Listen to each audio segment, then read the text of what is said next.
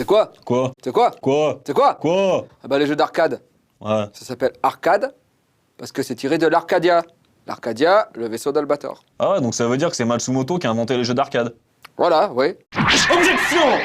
En matière de jeux vidéo, on fait la distinction entre les jeux pour machines de salon et les jeux d'arcade. Logique, me direz-vous, il ne faut pas confondre les torchons avec les serviettes. Mais d'où vient ce nom de jeu d'arcade? Vous allez me répondre des salles d'arcade. Certes, mais pourquoi arcade?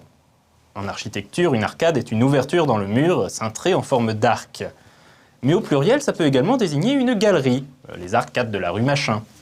Un usage qu'on retrouve en anglais, et c'est là qu'on peut commencer à trouver une explication. À la fin du 19e siècle, dans les fêtes foraines, principalement aux États-Unis, on trouverait parmi d'autres attractions des shooting galleries, littéralement des galeries de tir. En France, on parlerait plutôt d'un stand de tir. Et il y avait aussi un autre type de galerie. Il s'agissait de celles où étaient réunis les jeux qu'on appelle des coin-operated, c'est-à-dire des jeux actionnés par une pièce. Bon, à l'époque, il n'y avait pas de UFO catcher, mais on trouvait déjà ce qu'on appelait des bagatelles, c'était en quelque sorte l'ancêtre du pachinko, et aussi des machines du type « mettez une pièce pour admirer la petite photo de la demoiselle toute nue ». Ben oui.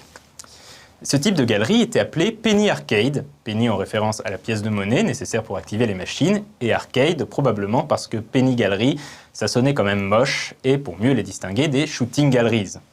Avec le temps, les penny arcades sont devenus des salles de jeux fixes, qui ont commencé, dans les années 70, à accueillir les premiers jeux vidéo.